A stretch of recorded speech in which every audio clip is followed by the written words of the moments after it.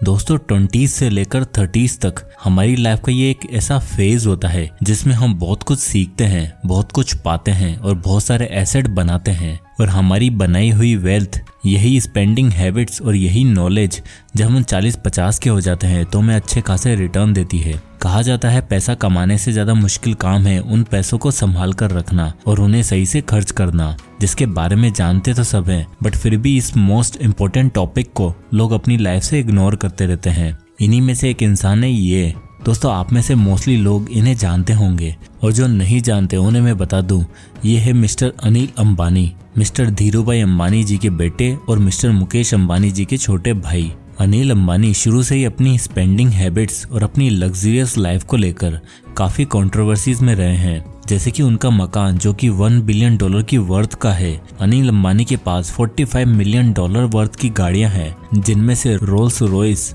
Bentley और Lamborghini जैसी गाड़ियां हैं। 2019 में उन्होंने फ्रांस में अपनी बेटी की शादी करवाई, जिसमें अराउंड $60 मिलियन का खर्चा हुआ और जिसमें दुनिया की सबसे famous pop star Katy Perry ने भी परफॉर्म किया था। और साल 2020 में इसी आदमी के नाम की खबर आती है, प्रिंस अंबानी गोस बैंकरप्ट, जिसमें इनके ऊपर $700 मिलियन का डेट क्लेम किया गया है, which is about 6000 crore Indian rupees. और फिलहाल इनकी नेटवर्थ है 0। अब आपको मैं एक और ऐसे इंसान के बारे में बताता हूँ। दोस्तों ये हैं इन्फोसिस कंपनी के मालिक मिस्टर नारायण मूर्ति जी, जिनकी नेटवर्थ $6.5 बिलियन है, जिनकी कंपनी इंडिया की इवन दुनिया की सबसे बड़ी टेक जायंट कंपनी में से एक है। और इनके दामाद यूके के प्राइम मिनिस्टर है। वो जब भी ऑफिस जाते थे तब वो हमेशा घर से अपना लंच पैक करवा के ले जाते थे। उन्हें ट्रेवल करते समय इकोनॉमी क्लास में ही ट्रेवल करना पसंद था। उन्हें महंगी महंगी गाड़ियां का, महंगे महंगे कपड़ों का नहीं बल्कि महंगे एक्सपीरियंस का शौक था। उन्होंने अपने एक इंटरव्यू में ये तक कहा कि मुझे मटेरियलिस्टिक चीजों पर पैसा खर्च करने से अच्छा लाइफ और एक्सपीरियंस पर पैसा खर्च करना अच्छा लगता है। और सिर्फ नारायण मूर्ति जी ही नहीं, मिस्टर रतन टाटा भी जब अपने यंग डेज में थे तो वो बॉम्बे लोकल से ट्रेवल करते थे और टाइम बचाने के लिए ऑफिस के वर्कर्स के साथ वार्ड में ही सो जाया करते थे। और तो और बॉलीवुड के मशहूर एक्टर अक्षय कुमार भी कोई एक्स्ट्रा ऑर्डिनरी चीजों पर पैसा खर्च नहीं करते हैं, बल्कि वो अपने कुछ पैसों को नए नए स्टार्टअप्स में और रियल एस्टेट प्रॉपर्टीज में इन्वेस्ट करते हैं, ताकि जब फ्यूचर में एक्टिंग न कर पाएं या रिटायरमेंट लेने का सोचें तो उनके पास प्लान बी मौजूद हो। हम में से बहुत से लोग अपने करियर शुरू करते हैं तो बिना किसी रोड में, बिना किसी गाइडेंस के शुरू कर देते हैं। कुछ लोग काफी इग्नोरेंट होते हैं और कुछ लोग हालातों की वजह से प्रॉपर नॉलेज नहीं ले पाते और जल्दीबाजी में बस पैसा कमाने की रेस में लग जाते हैं। आपने YouTube पर काफी वीडियोस देखी होंगी, कई बुक्स भी पढ़ी होंगी,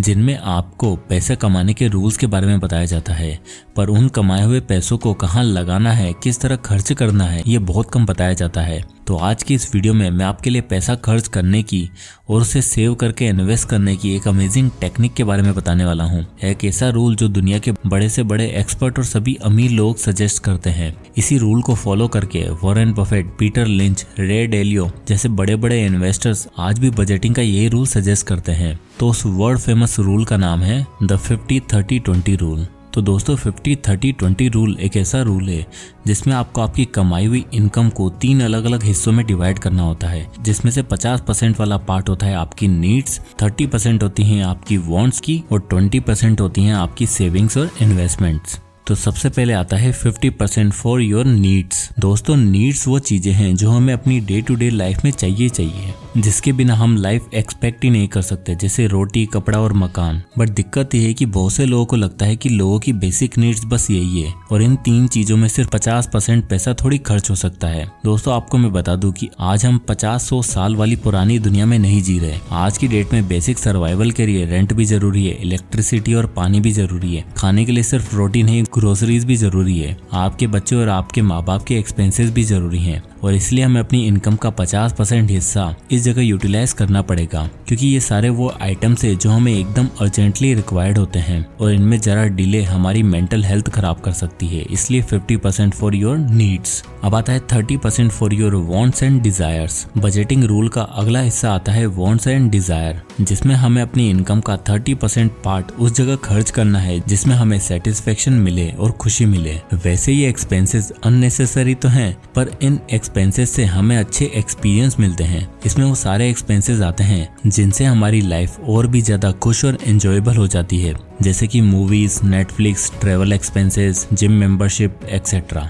अब दोस्तों, बहुत से लोग कहते हैं कि अगर आपको अमीर बनना है तो ये सारे फिजूल खर्चे अवॉइड करो, फ्रूगल लाइफस्टाइल जियो। पर मैं आपको ऐसा कुछ भी कहने को नहीं कहूंगा। दोस्तों, हमें कोई मोमेंट जीने का मौका एक ही बार मिलता है और जब हम अपने 20s और 30s में होते हैं तो ये हमारी लाइफ का सबसे गोल्डन फेज होता है, जिसमें हमारे पास स्ट्रेंथ, स्टेबिलिटी और फाइनेंस होता है। और अगर आप ये सभी एक्सपीरियंस नहीं ले पाए तो फ्यूचर में आप अमीर बनने के बावजूद भी रिग्रेट करोगे कि काश मैं उस ट्रिप पर चला जाता, काश मैंने वो चीज खरीद ली होती एंड ऑल दैट। इसलिए 30% अपनी वांट्स और डिजायर को देना बहुत जरूरी है। इसके बाद आता है तीसरा और सबसे crucial part, the remaining 20% should go to your savings and investments. ये 20% आपको आपकी फ्यूचर नीड्स के सिक्योर करने में काम आएगा। ये 20% इंश्योर करेगा कि आप, आपके बच्चे फ्यूचर में इससे बेहतर जिंदगी जी पाए। और इस 20% का यूज हम कर सकते हैं इमरजेंसी फंड बनाने में, या फिर आप स्टॉक्स या इंडेक्स फंड में इन्वेस्ट कर सकते हो। और आप एफडीज के जरिए भी अपना पैसा सेव करके इन्वेस्ट कर सकते हो, जिससे आपका फ्यूचर हमेशा सिक्योर रहेगा। साथ ही साथ आपको ये एम रखना है कि जितनी आपकी उम्र बढ़ती जाए आपको इस सेव और इन्वेस्ट वाले पार्ट के परसेंटेज को बढ़ाते रहना पड़ेगा और अपनी बढ़ती इनकम के साथ साथ अपना इन्वेस्टमेंट अमाउंट भी बढ़ाना पड़ेगा, जिससे कि आपको वो फ्यूचर गोल या जिसे हम रिटायरमेंट अमाउंट बोलते हैं वो जल्द से जल्द अचीव हो सके। और सिर्फ ये एक ऐसा पार्ट है जिसमें आपको बहुत स्मार्ट डिसीजन लेने की जरूरत है, जिसमें आपको कैसे कैसे कितना पैसा इन्वेस्ट करना है ये सब थोड़ी स्ट्रेटेजिकली प्लान करना होगा। तो इस 50-30-20 रूल को जानने के बाद आइए ये भी समझ लेते हैं कि रियल लाइफ में ये किस तरह काम करता है। तो इसे हम समझते हैं एक एक्सेल शीट के जरिए, जिसमें मिस्टर शाश्वत नाम का एक व्यक्ति है और उसकी सैलरी 30,000 रुपए है। शाश्वत अभी 23 साल का है और वो अपने फंड्स को कुछ इस तरह मैनेज करता है। अब इस एग्जांपल में जैसे कि आप देख सकते हैं कि शाश्वत हर महीने 50% यानी कि 15,000 रुपए अपनी नीड्स में खर्चा करता है, 9,000 अपनी वांट्स में, जहां वो कुछ पैसा शॉपिंग में और कुछ पैसा नेटफ्लिक्स या ओटीटी स्ट्रीमिंग पर खर्च कर देता है, और बाकी के बचे 6,000 रुपए वो इन्वेस्ट करता है। पर जैसे जैसे उसकी एज और उसकी इनकम इंक्रीज होने लगेगी, शाश्वत को अपनी इन्वेस्टमेंट अमाउंट भी बढ़ाना होगा, क्योंकि इमरजेंसी फंड कोई भी इंसान एक टारगेट अमाउंट तक ही बनाता है। फॉर एग्जांपल 3 लाख या 4 लाख रुपए, उसके बाद इमरजेंसी फंड में पैसा नहीं डालता। और यही सबसे अच्छा ऑप्शन होता है स्टॉक मार्केट में, इंडेक्स फंड में या म्यूचुअल फंड में इन्वेस्ट करने का, जिससे करी हुई छोटे से अमाउंट की एसआईपी पे आपको कंपाउंड होकर अच्छे रिटर्न दे सकती है। बट अब सबसे बड़ा सवाल आता है कि हाउ टू अप्लाई 50-30-20 रूल। तो दोस्तों, जैसे अभी ऊपर मैंने आपको एक एग्जांपल दिखाया कि अगर आपकी इनकम 30,000 है तो आप कैसे इस रूल को अप्लाई कर सकते हो,